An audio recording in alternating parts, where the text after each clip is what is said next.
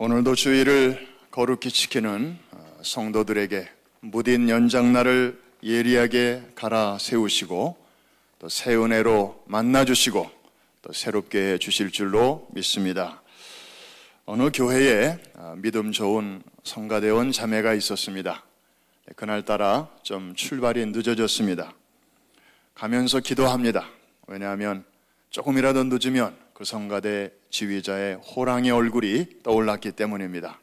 공개적으로 막 야단을 치고 또 심지어 총무는 벌금 내라고 그러고, 그래서 가면서 막 기도를 합니다. 내 안에 계신 성령님 도와주세요. 늦지 않도록 도와주세요. 하나님은 능치 못한 일이 없으시잖아요. 교회에 도착해서 막 성가대실을 향하여 계단으로 올라가다가 그만 계단 중간에서 자빠졌습니다. 이 자매가 일어나면서 하는 말이, 성령님 도와주시는 건 좋은데 그렇다고 미실 것까지는 없잖아요. 그렇게 말을 했습니다. 얼마나 예쁜 신앙인지, 성령님과 늘 교제하고 대화하고, 그렇게 삶 속에서 예배 드릴 때만 성령님을 찾는 게 아니고 생활 속에서 성령님은 우리의 위로자로 오셨고 상담자로 오셨고 도우미로 오셨고 우리와 늘 함께 계시는 분인 줄로 믿습니다. 오늘만이 아니라 영원토록 그분은 우리와 함께 계시는데 우리도 성령님과 늘 친밀한 생활을 살아가야 될 줄로 믿습니다. 오늘 제목을 한번 따라해 주시기 바랍니다. 다락방에서 생긴 일. 어디에서 생긴 일이라고요? 피서지가 아니고 다락방입니다. 오늘 베드로전서 5장 이 본문의 말씀을 읽어보면 배경이 있습니다. 우리가 사진을 찍어도요, 사진을 찍는데 항상 나오는 거 보면 그 사람만 나오는 게 아니라 배경이 함께 나오듯이 오늘 이 본문도 자세히 읽어보니까 배경이 이렇게 처음에는 잘 안 보여요. 그런데 계속 보면 그 백그라운드가 보이는데 놀랍게도 마가의 다락방입니다. 예루살렘의 시온산에 가면 지금도 마가의 다락방을 찾는 이들이 많습니다. 오래전에 그곳에서 어떤 일이 있었는가? 많은 일들이 있었습니다마는 크게 두 가지 일이 있었습니다. 예수님께서 잡히시던 날 밤에 바로 그곳에서 떡을 떼어주시고 그리고 잔을 나눠주시면서 오늘날까지 우리가 지키고 있는 성만찬을 시작하셨습니다. 그리고 동일한 장소에서 제자들의 발을 닦아주셨습니다. 거기가 바로 마가의 다락방입니다. 그리고 동일한 장소에서 50여일 후에 또 다른 아주 중요한 사건이 발생하게 되는데 그것이 바로 펜테코스트, 오순절 성령 강림 사건입니다. 많은 사람들이 이 사건과 이 사건을 같은 장소에서 일어난 사건임에도 불구하고 별개의 일로 그렇게 따로따로 생각을 합니다. 저 역시 오랫동안 그렇게 신앙생활을 해왔습니다. 근데 오늘은 특별한 주일을 맞이해서 왜 하나님께서 동일한 장소에서 이렇게 다른 사건을 일어나게 하셨는가? 그것이 오늘 우리에게 주는 영적인 메시지는 무엇인가? 이것을 또 함께 성령의 도우심을 구하면서 찾고자 합니다. 지금 주님은 제자들과 함께 이 마가의 다락방을 향하여 오고 계셨습니다. 때는 바야흐로 이제 이 땅에서의 사명이 거의 끝나가는 시점이었습니다. 3년 동안 제자들을 열심히 훈련시키셨습니다. 그런데 주님의 마음은 너무 아프셨습니다. 왜냐하면 지금쯤이면 제자들의 수준이 이 정도는 돼야 되는데 주님이 보실 때에는 다른 것들은 어느 정도 갖췄는데 가장 중요한 것이 미싱 되어 있었기 때문입니다. 그것은 놀랍게도 겸손이었습니다. 그런데 제자들은 지금 겸손과 거리가 멀었습니다. 지금 이 마가의 다락방, 마지막 만찬을 드시기 위해서 주님은 비장한 마음으로 이곳을 향하여 오시는데 제자들은 길가에서 서로 싸우고 있었습니다. 그 싸움의 주제는 우리 중에 누가 더 높으냐? 예수님의 관심은 지금 다가오는 고난에 있었는데 제자들의 관심은 다가오는 영광만을 생각하고 있었습니다. 그날이 오면 누가 좌의정이 되고 누가 영의정이 되고 누가 수상을 하고 누가 장관을 하냐? 주님은 지금 원래 하나님이신 분이 낮아지시고 그리고 지금 고난과 죽으심을 맛보시면서까지 더 낮아지시려고 몸부림을 치시는데 제자들은 계속해서 저 높은 곳을 향하여 이 노래만 부르고 있었습니다. 주님은 속이 타셨습니다. 그래서 그날 밤 마지막 레슨을 행하십니다. 그 주제는 겸손이었고 그리고 그 액션은 제자들의 발을 닦아주시는 것이었습니다. 사실 발을 닦아주는 습관은 우리 한국에는 없죠. 그러나 유대인들은 지금도 이렇게 손님이 집에 오시면 제일 먼저 해드리는 일이 이렇게 발을 닦아주는 것입니다. 그 집에 하인이 주로 하지요. 하인 중에서도 고참 하인은 그런 거 안 하고 이제 막 신참 하인들이 합니다. 군대 말로 말하면 이등병이 하는 겁니다. 하인이 없을 때는 그 집 식구 중에 제일 손 아래 사람이 방문자의 발을 닦아주도록 되어 있습니다. 그러니까 발을 씻긴다고 하는 것은 스스로 나는 이 집에서 제일 낮은 사람입니다. 그렇게 자신을 소개하는 것과 같습니다. 그런데 제자들은 자리에 앉자마자 눈을 딱 감아버린 것 같습니다. 아무도 일어나려고 하지 않습니다. 누군가가 하겠지. 나는 아니야. 나는 해서는 안 돼.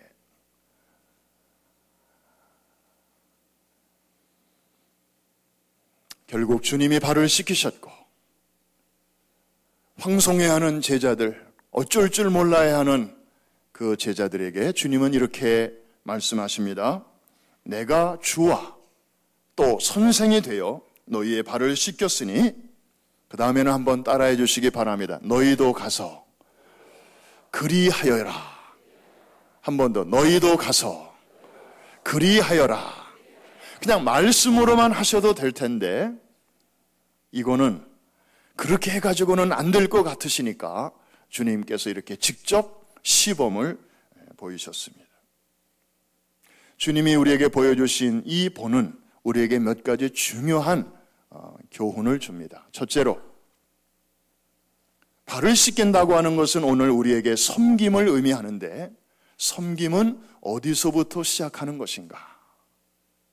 누구로부터 시작하는 것인가? 누구의 발을 닦아주는으로 출발하는 것인가 할 때에 결코 먼 데 있는 사람이 아니었고 가까운 데 있는 사람부터였다는 것입니다.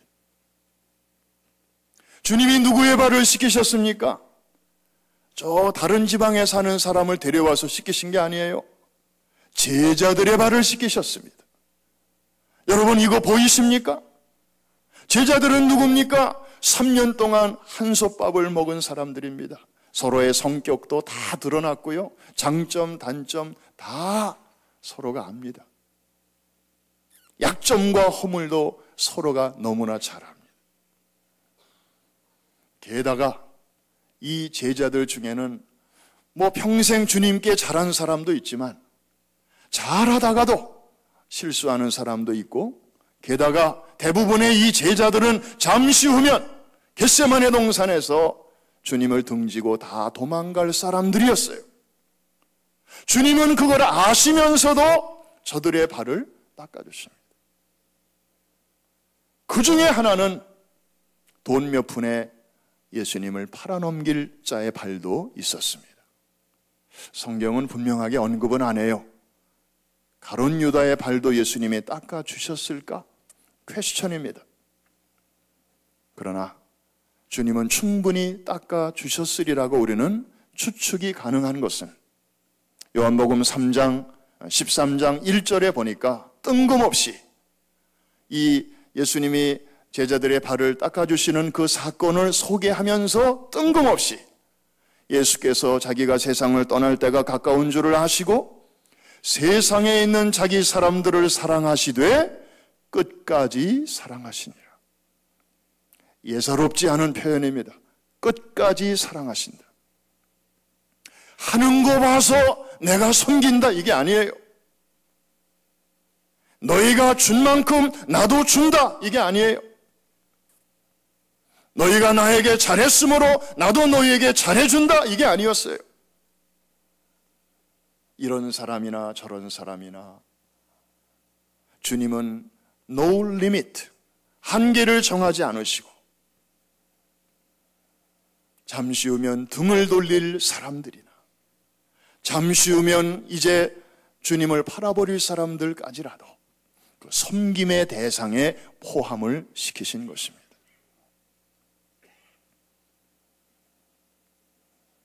중요한 것은 주님은 이렇게 잘 아는 사람들, 가까운 사람들의 발을 먼저 씻겨주셨다는 것입니다. 오늘 이게 우리를 참 어렵게 합니다. 사실 우리도 다 섬기고 싶어 하지요. 섬겨야 될 줄 알죠. 그런데 실상을 이렇게 보면 저 선교지에 가서 저 아프리카나 중남미에 가서 이제 주님이 하셨던 것처럼 저들에게 정말 실제로 대야의 물을 받아다가 발을 씻기자. 그러면 너나 나나 할 것 없이 다 할 수 있습니다. 잘해요. 부담 없습니다. 다시 볼 사람들 아니니까. 까짓 거 뭐, 그거 못할 거 뭐 있어. 그런데 문제는 우리 가까운 사람들입니다. 서로를 너무나 잘 알고 흉과 허물과 장점도 장점도 서로 잘 아는 그런 사람들의 발을 닦아준다고 하는 거, 특별히 내가 저 사람의 약점을 알고 저 사람이 얼마 전에 나한테 한 짓을 내가 아는데 그에게 다가가서 그를 섬기라고 할 때에 우리는 참 어마어마한 부담을 느낍니다. 누가 그런 말을 하대요? 내 옆에 앉아있는 온 세상을 사랑하기는 쉽다. 그러나 내 옆에 내 꼬간 돈을 아직 안 갖고 있는 그 사람을 사랑하기는 참 어렵다.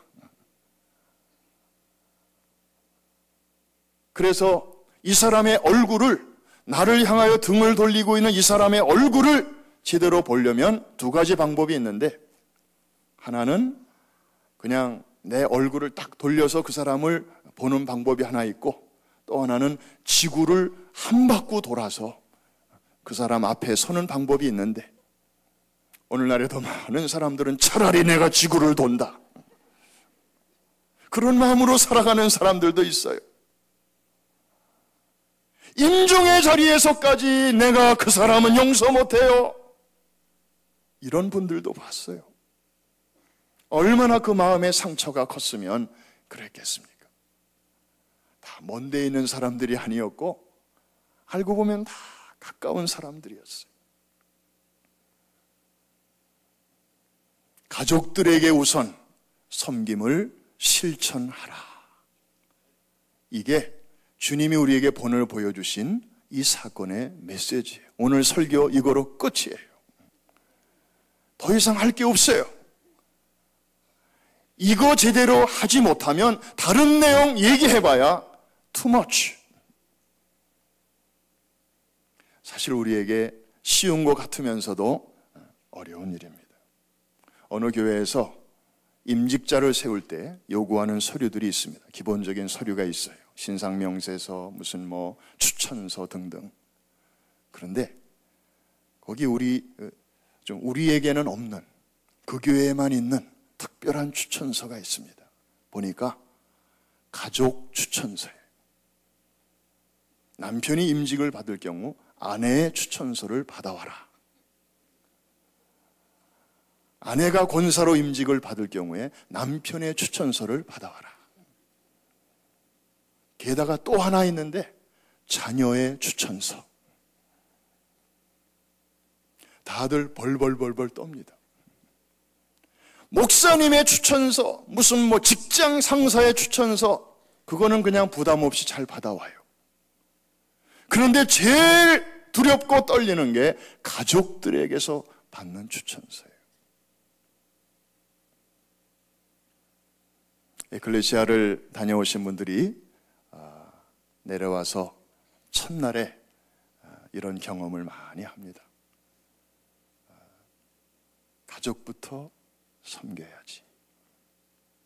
평소에는 꿈도 꾸지 못하는 일인데 하나님의 은혜를 받고 하나님의 사랑을 체험하고 주님 주시는 힘으로 작은 일이지만 그렇게 실천할 때 거기서 놀라운 일들이 시작되는 것을 봅니다. 한 번 더 따라해 주시기 바랍니다. 너희도 가서 그리하여라. 그렇게 살고 싶으신 분들만 아멘. 그렇게 해야 될 줄 믿으시는 분들만 아멘. 그런데 그렇게 잘 안 되는 분들만 참 답답해요. 다 아는데 아는 대로 행하지 못하는 고통이 우리에게 있어요. 다 마찬가지잖아요. 그래서 하나님께서는 우리 힘으로 안 되니까 하나님께서 우리에게 도움을 주시는데, 그래서 하필이면 약속의 성령을 보내주실 때 바로 그 섬김의 그라운드 제로인 바로 그 장소, 주님께서 본을 보여주셨던 그 장소에 약속의 성령을 보내주셨습니다. 너희 힘으로 안 되니까, 너의 노력과 너의 의지 가지고 이 섬김이 안 되니까. 왜냐하면 이 섬김이라고 하는 것은 듣기는 근사한데요, 우리 본성하고 이게 맞질 않아요. 우리의 본성하고는 역방향이에요.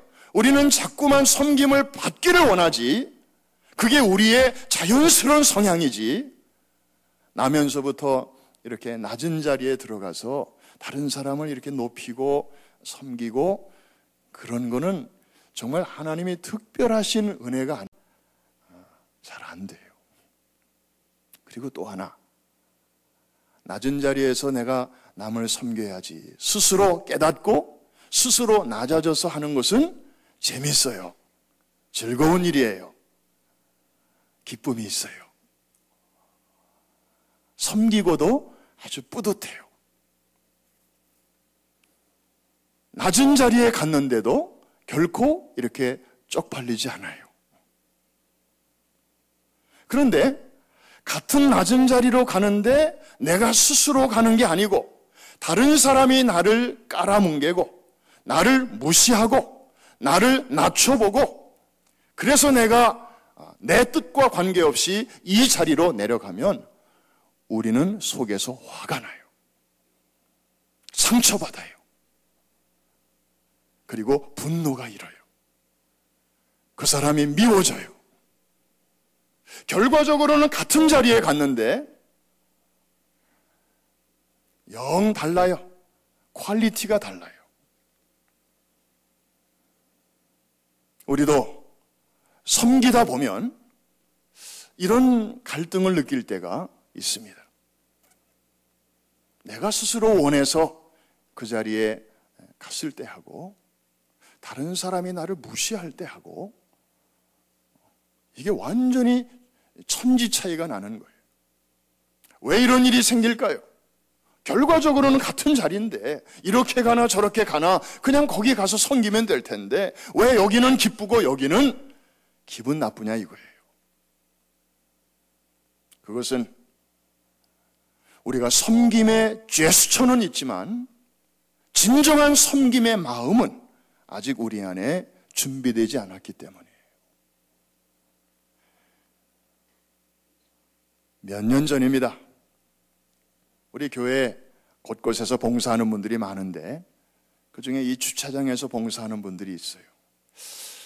언뜻 보면 저분들 별로 어려움이 없어 보여요. 그냥 자기 맡은 위치에 서가지고 봉 하나 들고 안으로 들어가십시오, 저쪽으로 가십시오. 그런데 사실 교회 안에 있는 봉사직 어느 것 하나 그렇게 쉬운 게 있나요? 특별히 이 외부에서 주차 봉사하는 분들은 뉴욕의 봄, 여름, 가을, 겨울 다 그것을 온몸으로 경험하면서 게다가 이제 위에 또 이렇게 형광 옷까지 걸치고 또 손에 뭘 들고 이 안내를 하는데 이게 쉽지 않아요. 여름에는 너무 덥고 겨울에는 막 손발이 얼어붙고 입술까지 얼어붙어서 저쪽으로 가세요. 이 말도 잘 안 돼요. 게다가 운전하는 우리 성도님들이 좀 이렇게 안내하는 대로 잘 대부분 잘 하시지만 개중에는 또 좀 이쪽으로 대시라고 그러면 저기도 빈자리 있는데 저쪽으로 갈랍니다 하고 또 그냥 무작정 무대뽀로 밀고 들어와요. 그러면 이게 주차 나름대로 플랜을 다 짜놨지만 또 거기서 이제 또 차질이 생기고 그렇다고 싸울 수도 없고 참 애로가 많습니다. 어느 날 어느 집사님 한 분이 제 방에 올라오셨어요. 하소연을 좀 하시는 거예요. 더 이상 못할 것 같습니다. 그래서 무슨 얘기인가 들어봤더니 자기가 봉사하는 것 자체는 아무 문제가 없는데 뒤에서 수군수군하는 이야기가 들리는데 저 사람 저 주차장 봉사를 저렇게 꾸준히 몇 년째 하는 거 보니까 수고는 하는데 무슨 꿍꿍이 속이 있는 거 아니야? 저 사람 장로 되려고 그러는 거 아니야? 저 사람 저렇게 많은 사람들을 보는 가운데서 봉사하는 게 뭔가 좀 어떤 그런 생각이 있는 거 아니야? 이런 이야기가 자기에게 들려오는데 자기가 너무 충격을 받은 거예요. 그래서 이걸 계속 할 것이냐 말 것이냐 이제 그런 고민을 지금 하고 있는 것입니다. 제가 그래서 이렇게 대답을 드렸습니다. 집사님, 많이 힘드시죠? 나름대로 봉사 순수한 마음으로 하시는데 그런 얘기가 들으니까 많이 좀 이렇게 걸리시죠? 그런데 그냥 쉽게 생각하세요. 집사님 마음속에 정말 내가 무슨 확심이 있어서 이 자리에서 봉사하겠다고 고집하는 게 아니고 사실 나는 다른 일 얼마든지 할 수 있는데 누군가는 이 자리에 서야 되는데 하실 분이 없으니까 나라도 아무것도 제대로 할 줄 아는 게 없는데 이런 일이라도 제가 거둘 수 있으면 좋지 않겠는가 그런 마음으로 그렇게 하실 것 같으면 그런 얘기에 아랑곳하지 말고 keep going 하세요. 그러나 혹시 집사님 마음속에 봉사하면서 뭔가 염두에 두는 게 있다면 그냥 오늘로 그냥 그만두세요. 둘 중에 하나 선택하세요. 그러고 돌려보내드렸습니다. 결과는 제가 말씀드리지 않겠습니다. 해피엔딩으로 잘 끝났으니까요. 근데 우리가 봉사하다 보면 봉사 자체는 어려운 거 아니에요. 그런데 그걸 둘러싸고 사람들의 시선이나 혹은 이렇게 들려오는 오가는 이야기나 그런 것들이 이제 우리의 귀에 들려올 때 굉장한 바더를 느낄 때가 많습니다. 그래서 주님이 그런 말씀을 주신 것 같아요. 너희 안에 이 마음을 품으라. 곧 그리스도 예수의 마음이니 그는 근본 하나님의 본체시나 자기를 비워 종의 형체를 가져 사람들과 같이 되었고 이 말씀 가운데서 중요한 것은 너희 안에 이 마음을 품으라. 다시 말하면 섬김에 쬐수처만 하지 말고 그냥 남들이 다 하니까 나도 한번 그런 자리에 한번 해볼까? 그런 마음이 아니라 실제적으로 예수 그리스도의 마음, 섬김의 마음으로 무장을 하라는 것입니다. 그래야 봉사하면서 봄, 여름, 가을, 겨울이 다 지나가도 그거를 통과할 수가 있고, 뭐 오해하고 이런저런 막 사람들의 이야기와 또 따가운 시선이 내게 막 향한다 할지라도 하나님 앞에서 순수한데, 하나님이 다 알고 계시고 하나님이 보고 계신데 그런 것에 구애받지 않을 수가 있습니다. 이것이 바로 섬김의 묘미입니다. 우리 프라미스호 이 배 안에서 참 많은 분들이 다 섬김의 자리에서 지금 이 모양 저 모양으로 봉사하고 있습니다. 예수 그리스도의 마음을 품고 깨끗한 마음으로 주님을 계속해서 섬겨 나가시기를 주의 이름으로 축원합니다. 그리고 먼 데서부터가 아니라 오늘 만나고 헤어지면 다시 안 만날 그런 사람들부터가 아니라 가장 가까운 가족들로부터, 여기 서 있는 저도 뭐 이런저런 핑계로 사실 가족들, 자녀들 제대로 잘 섬기지를 못했습니다. 이 설교를 하면서도 저는 수없이 고민했습니다. 저야말로 제가 교회에서 뭐 어떤 직분을 맡을 때 가족들의 추천서를 써가지고 와라. 그러면 다른 거는 하겠는데 정말 제일 불확실한 게 바로 그거예요. 과연 추천서를 잘 써줄 수 있을까? 뭐 먼 데 있는 사람들에게는 그냥 부담 없이 잘 하면서도 정말 가까운 데 있는 사람 진심으로 섬기기가 이렇게 어려운지. 그래서 주님께서는 그 동일한 장소에 성령님을 보내주셨습니다. 사도행전 1장을 보니까 그 스토리의 현장 묘사를 이렇게 하고 있습니다. 여자들과 예수의 어머니 마리아와 예수의 아우들과 더불어 마음을 같이하여 오로지 기도에 힘쓰니라. 성령 강림 사건이 있기 직전에 그 장소에 모였던 120명의 면면을 소개하고 있습니다. 예수님의 제자들 물론 거기 있었고요. 그 다음에 예수님을 따랐던 여인들, 아주 믿음 좋은 여인들이었습니다. 안식 후 첫날 로마 군인들이 지키고 있는 그 무덤가에도 두려움 없이 맨 처음에 갔던 사람들은 바로 남자들이 아니었고 이 여인들이었습니다. 게다가 예수의 모친 마리아도 있었고, 그 다음에 눈길을 끄는 표현이 예수의 아우들도 있었다 그랬습니다. 여러분, 복음서에 보면은 예수의 아우들은 예수를 믿지 않는 사람들이었어요. 그래서 예수님의 사역에 대해서 얼마나 컴플레인이 많았는지 몰라요.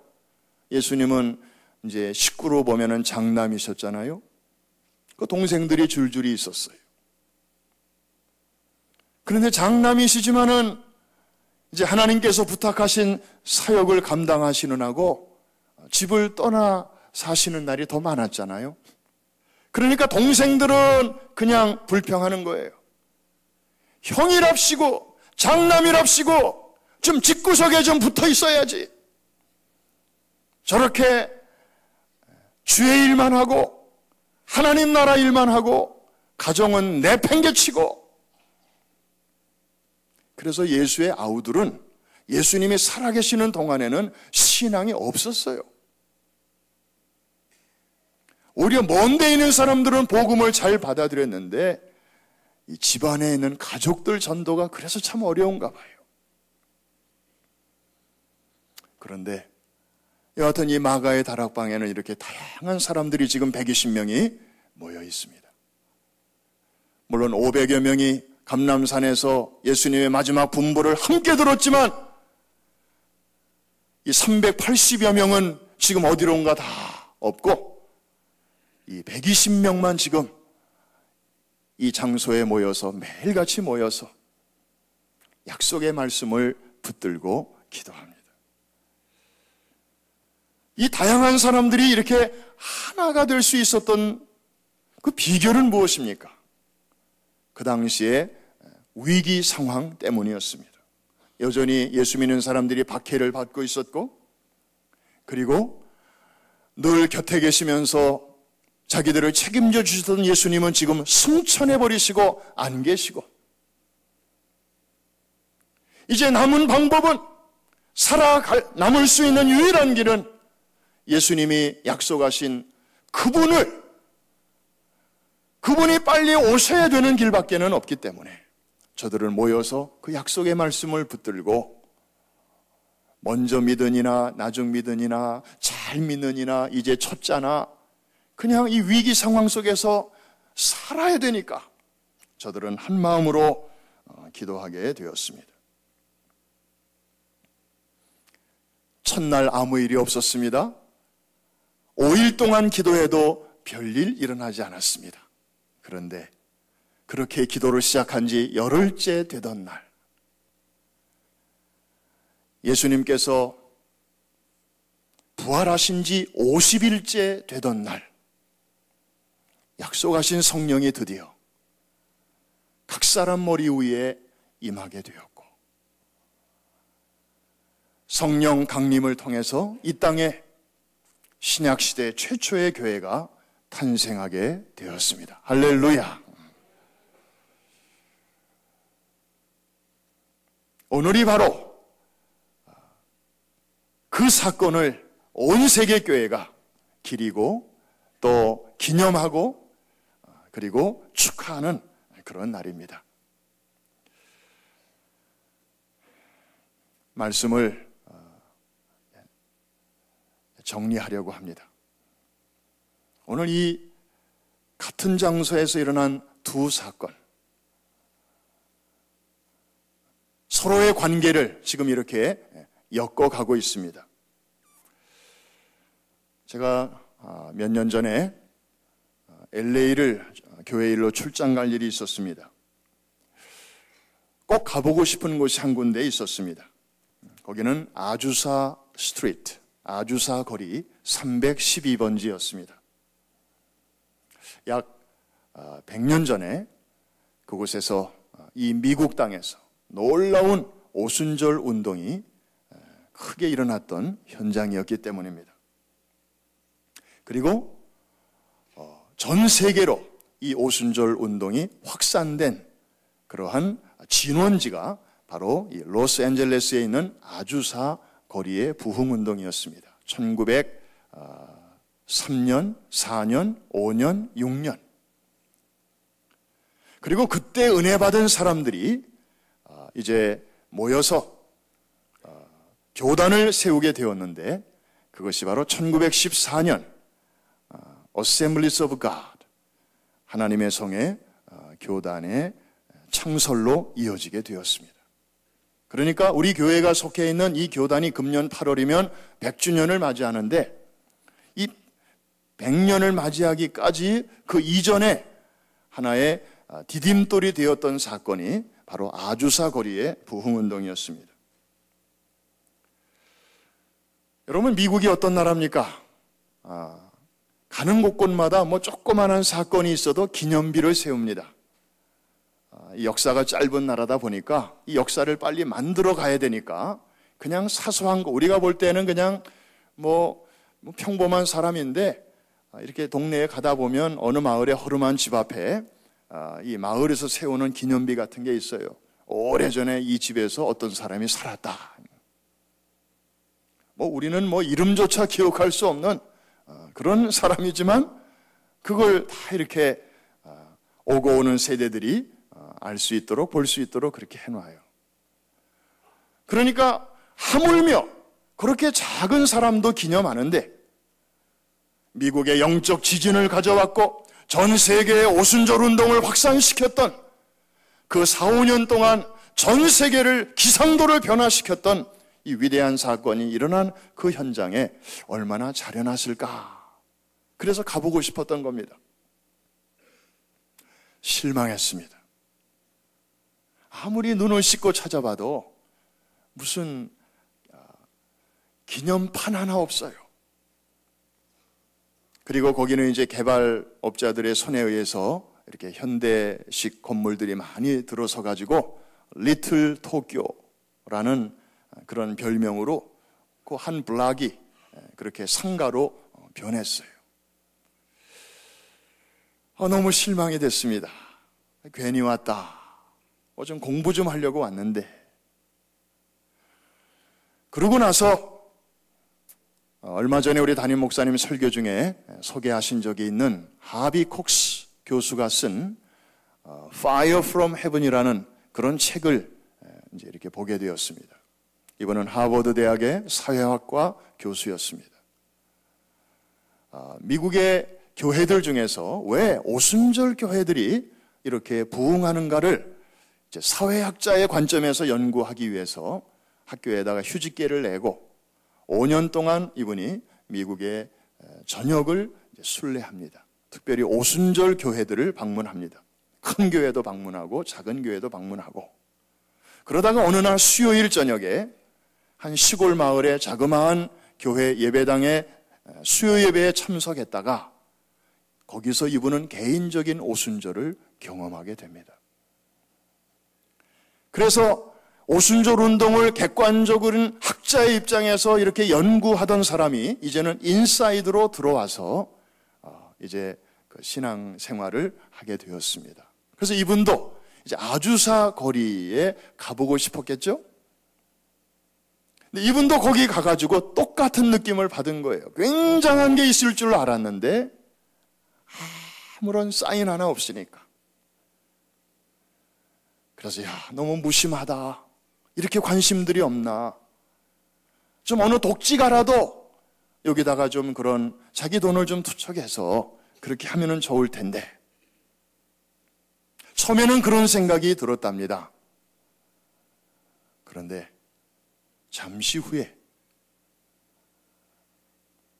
정말 감사하다. 아무 팻말이 없는 게 너무 잘 됐다. 왜냐하면 이 기념비나 혹은 이 묘지에 세우는 기념석 같은 것은 그 사람이 살아있을 때 세우는 게 아닙니다. 그렇죠? 죽은 다음에 이 사람이 몇 년부터 몇 년까지 살았다. 그거를 살아있는 사람들에게 알리기 위해서 보통 묘비를 세우고 또 기념비를 세웁니다. 그런데 오순절 성령운동은 이 지역에서 100여 년 전에 활발하게 타올랐다가 지금 꺼져버린 것이 아니다. 죽은 것이 아니다.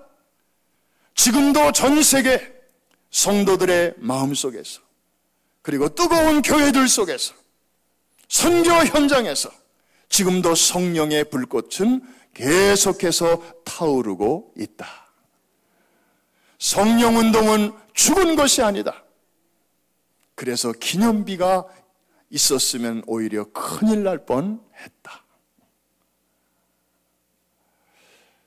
전적으로 저도 공감을 했습니다. 그런 의미에서 성령운동은 명사가 아니고 동사입니다. 여러분, 이제 우리 교회를 잠깐 생각해 봅니다. 하나님께서 이 땅에 많은 교회들을 세우셨고 또 교회 사이즈에 관계없이 주의 피로 사신 교회이기 때문에 각 교회마다 사명이 있고 또 나름대로 각자의 사명을 잘 감당하고 있습니다. 특별히 우리가 몸담고 있는 이 프라미스 교회, 여러분들이 아시죠? 지난 오랜 세월 동안 맨하탄에서부터 시작해서 참 큰 부흥을 경험하게 하시고 그 부흥의 뒤안길에 이런저런 시련도 또 장애물도 많았지만 온 교우가 우리 담임 목사님을 중심으로 한 믿음으로 똘똘 뭉쳐서 한 번도 분열을 경험하지 않고 그 기쁨과 괴로움과 안타까움과 어려움을 함께 나누어 주면서 여기까지 왔습니다. 그러다가 이제 어린이 선교의 비전을 하나님께서 담임 목사님을 통하여 이 교회에 주시고, 그리고 그 비전을 수행할 수 있도록 하나님께서 문을 열어 주시는 가운데 전 세계 고아 후원을 시작해서 그 다음에 저 혼두라스에 학교를 세우는 것으로부터 시작해서 곳곳에 10개의 학교를 세우게 하시고 10,000명의 어린이들을 돌보게 하셨습니다. 그러다가 2009년도에 하나님께서 또 다른 페이지로 우리 교회를 사용하시는데, 그것이 바로 제1차 414 윈도우 글로벌 서밋이 이 자리에서 열린 것입니다. 세계 각국에서 많은 분들이 오셨습니다. 이런 일은 돈만 가지고 되는 게 아닙니다. 봉사자들의 아름다운 섬김이 뒤따라야 되는 것인데, 그때 우리 훈련된 교우들이 정말 잘 섬겨주셨습니다. 눈물겹게 섬겨주셨습니다. 어른들을 포함해서 우리 젊은이들과 우리 중고등부 자녀들까지 학교 일과를 마치고 교회로 모여서 유니폼을 입고 참 저들이 그렇게 따뜻하게 오신 분들을 섬겨주었습니다. 첫째 날 개회 예배가 있었고, 둘째 날 새벽에 놀라운 일이 이 자리에서 일어났습니다. 아마 여러분들 기억하시는 분들 많이 계실 거예요. 그분들이 새벽 예배에 모이셨습니다. 여러분, 새벽 예배는 우리 한국 사람들에게는 좀 자연스럽지만 이 해외에서 오신 목사님들 또 이 사역자들에게는 새벽 예배 이거 쉽지 않습니다. 자다 말고 나와야 되는 거예요, 이거는.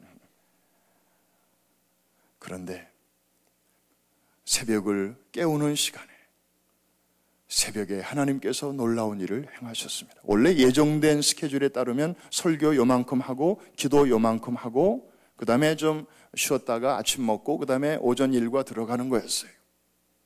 그런데 그날따라 성령께서 강하게 역사하시는 가운데 사람들의 마음이 뜨거워지고 눈물이 터지고, 그동안 우리가 어린아이들을 제대로 살피지 못한 것에 대해서, 어린이 사역의 현장에 있어 왔지만 그럼에도 불구하고 진정으로 저들을 사랑하지 못하는 것에 대해서 회개의 눈물과 함께 성령의 감동이 일어나기 시작했습니다.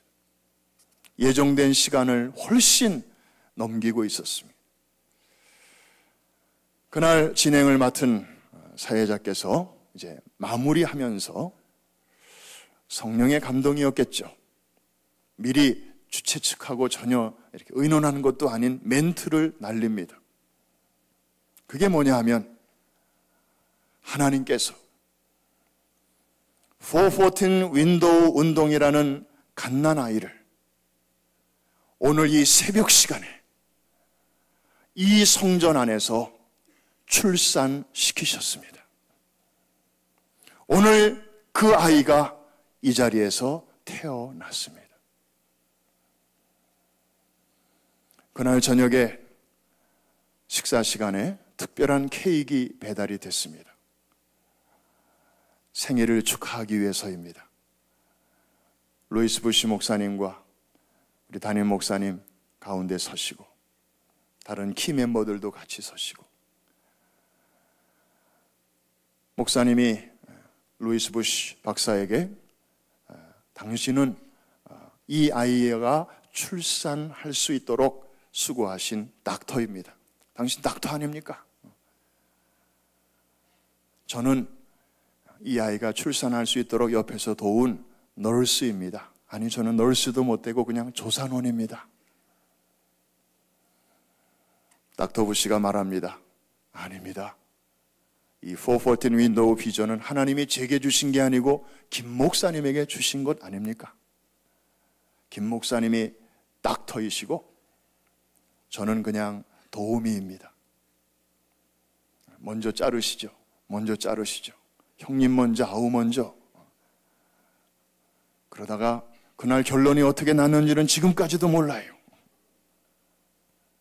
그런 아름다운 순간이 있었습니다. 섬김의 현장이었습니다. 그날 새벽에 성령의 놀라운 감동 가운데 414 윈도우의 역사적 출발은 그렇게 이루어졌습니다.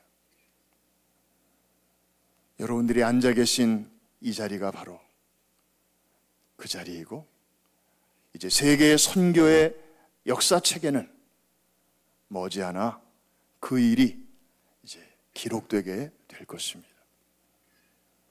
사랑하는 성도 여러분, 우리는 지금 특별한 자리에 앉아 있습니다.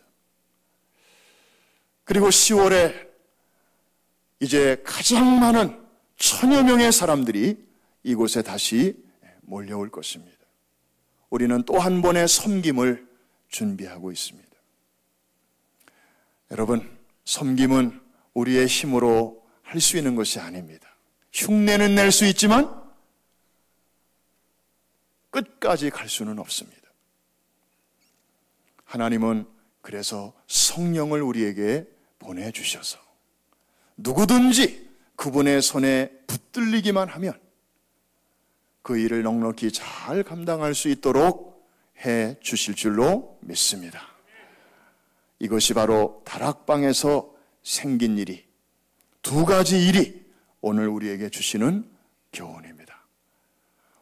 오늘이야말로 우리에게 오신 성령님을 우리가 기뻐하고 감사하면서 또 다가오는 큰 역사, 금년만이 아니라 내년, 내후년 계속해서 하나님이 우리 항공모함을 이곳저곳으로 보내시고 많은 분들을 우리에게로 보내주실 텐데, 우리 인생 하는 가운데 금방 흘러가는 우리 남은 인생, 영원한 가치를 위하여 귀하게 쓰임받아야 될 줄로 믿습니다. 오늘 주 앞에 다시 한번 성령의 도우심을 기다리는 겸손한 마음으로 주님 앞에 기도하실 때 하나님께서 여러분들을 새롭게 하시고 성령의 충만 후에 재충만으로 무장시켜 주실 줄로 믿습니다.